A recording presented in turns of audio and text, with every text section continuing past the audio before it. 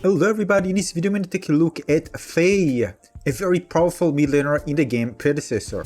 Now I've seen players playing with her in different places, different roles, but basically the ultimate place for her is mid lane. Now FEY is a burst range support character, and the main reason you want her in the mid, because again she can keep mid of course very well against other range burst characters, and also synergize very well with the other lane. This includes offlane, a more tanky character, the ADC, the range character, and also if just in case the other character leaves the ADC, you can even work well with the support character to synergize well and eliminate enemies there. And this is because you can deal very high damage yourself. An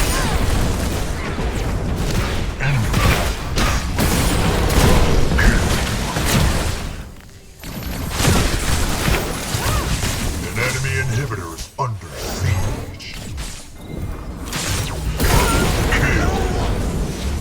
Now if you look here, you can see that her main power comes from her abilities rather than everything else.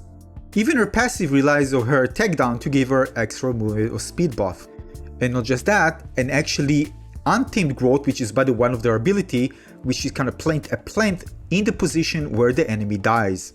I'm going to show you this in a moment. It's actually a really fantastic passive to have.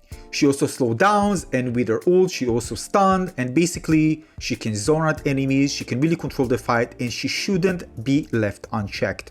Aside from that, because of the burst, you can clear up lanes of minions very fast.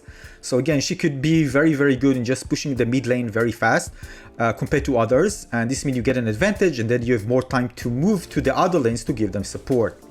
And although you do lack mobility, in return you get extra damage, extra burst damage, which can be very devastating. You can zone enemies as well, and this makes you very powerful against both single enemies and group fights. Now your main single target weapon is going to be the Harvest Nettles, because again it deals magical damage we should be focusing on, and has increased damage because it stacks up to 3 times. And you continue spamming it while running after heroes, especially when you get 75% of its mana cost back when hitting or eliminating a hero. Enemy is unstoppable. Enemy has So the moment you think you can get this last hit, with this one you can, because of the stack of damage. Now the Harvest Nettles is great for slowing down enemies, zoning them out, and make sure they don't escape, especially after they already used the blink, so you can slow them down, especially if they're running in front of you, and continue getting damage and being slowed down while actually touching the patch. Another 2 main advantages for it, that it's pretty long, and it's also persists for 5 seconds, so you can pre-position it in certain area to make sure to zone enemies out and to slow them down at the right time. And again, because it's in a straight line, it's great against minions and also enemies that run after you. And basically I use it a lot, especially I need to make sure that I position myself well to catch as many enemies as possible, also considering their movement. But if they are stacked up like vertically, I can see that I can actually do it to 3 at a time. That's what I'm going to do. I want to slow them down and make sure they don't escape. It happens a lot where I reposition just a bit to catch several enemies rather than just one, and then leads to, you know, enemies just being slowed down. We can quickly catch up on them and eliminate them altogether.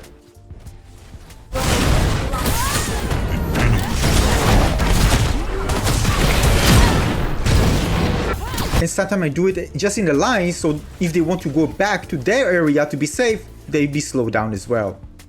And if in any way they try to escape, well, not so easy, buddies.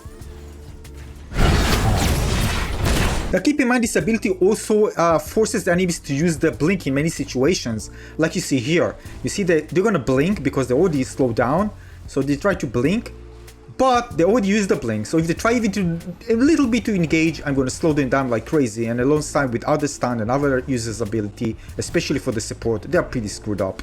So being able to exhaust the blink ability and make them just kind of run away slowly, it's very satisfying, especially if you or other teammate get a kill. Though keep in mind, you are squishy, for positioning yourself carefully behind a tank and far from enemies, because you can still do your abilities pretty far from the enemies, so make sure to position yourself well, otherwise you can be in trouble, and if you die, you're missing an opportunity to deal lots of burst damage in team fights. And of course your ult, which is amazing. I'm going to show it in a moment, where again, if enemies are killed by your abilities, with a high chance to it weapon, by the way, because of your burst damage and your ticking damage of your abilities, you can really deal devastating damage to everybody in the team fight. You see, I always position myself never in a situation where I can easily get hit. Now in the next one you can see the untamed growth. The plant is gonna actually kill an enemy because it's actually grew on top of an enemy that already died. You can see it here, and it actually allows me to get quadra kill here. Take a look.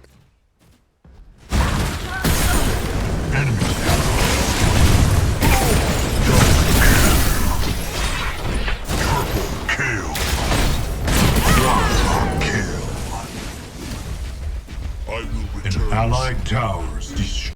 So you can see what happens when you eliminate an enemy. This plant is actually there dealing damage in a radius, and the other enemy was actually caught in it and died. So you can see that even enemies continue to fight in the same location, or they are stunned, whatever, you're gonna get that extra damage dealt from that passive. In the next one you can see me actually using the ult in the tower, so you can stun enemies while minion actually attacking that person, and also the nettle dealing damage for easy kill. Now, although later on the game is going to be super devastating, again, when you start playing, especially in the early round and close to mid, make sure to harass the other lanes. You're close to them, you are in mid, and you can again slow down, you can deal lots of damage, so make sure to help out those lanes. You can really quickly get easy kills if you come at the right time.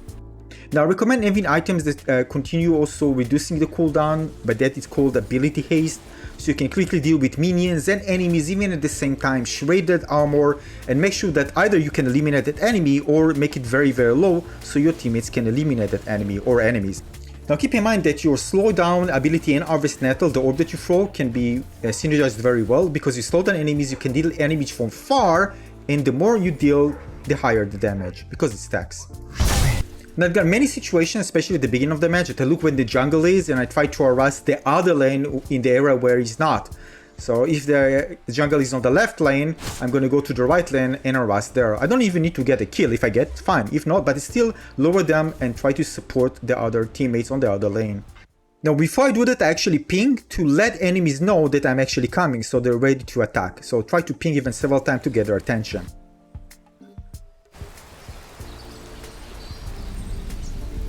Now you can see that I don't start with slow. The reason for that is because once the enemy realizes that I'm there, it's going to take time, and then they're going to start running, and then I should slow them down. It doesn't matter slowing them down when I'm actually just standing in place. However, I did start with an ult in order to chain the burst damage to them. So I use an ult, they are stunned, meanwhile I'm releasing all the other two by stunning and extra damage, and continue damage with the harvest nettles. The other thing would to start, if you have an ult, by the way, to chain those things, because if they are stunned, they stack in place, so it's very easy to continue in dealing the extra damage while actually stacking those one after the other.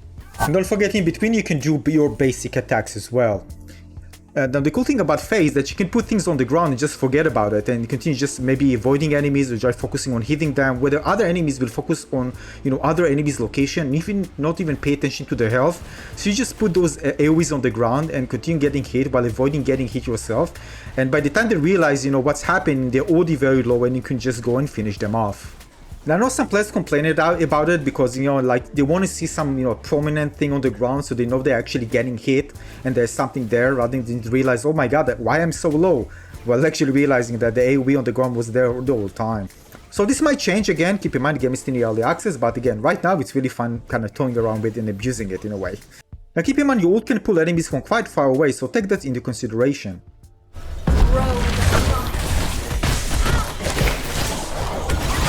And don't forget always to harass and harass and harass the other lanes. I just can't emphasize this enough.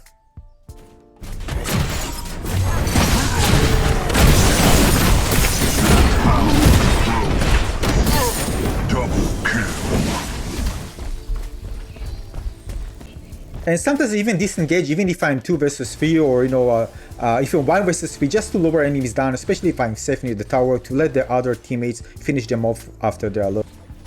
And keep in mind that ADC are easy lunch for her. Just keep in mind again, your position yourself at the right time, using your abilities properly, and you're gonna give ADCs a really bad time.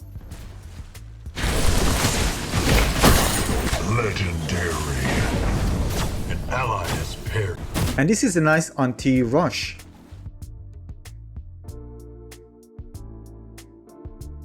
Now overall, I find FEY to be most probably the strongest mid laner in Predecessor right now. She's really annoying to play against, especially in mid lane when she harasses lane, and especially mid lane and on, where she becomes very, very strong, and her burst damage is just crazily insane. And she's so vulnerable in team fights, it's beyond belief. The ability to poke and continue increase damage when poking, again, is very, very annoying, and you really want to make sure that you see where she is located before engaging in team fights, because if you don't pay attention, as I told you, you can get lots of burst damage without actually even noticing it. I also recommend, by the way, flanking enemies, so attack them from a position where they don't expect you, while actually other enemies are actually engaging in team fight. Then you can really, really surprise them when they won't actually notice you. So take this into advantage. If you know, in a skilled player, you surprise enemies, you can really turn the fight into your favor without actually enemy targeting you at all.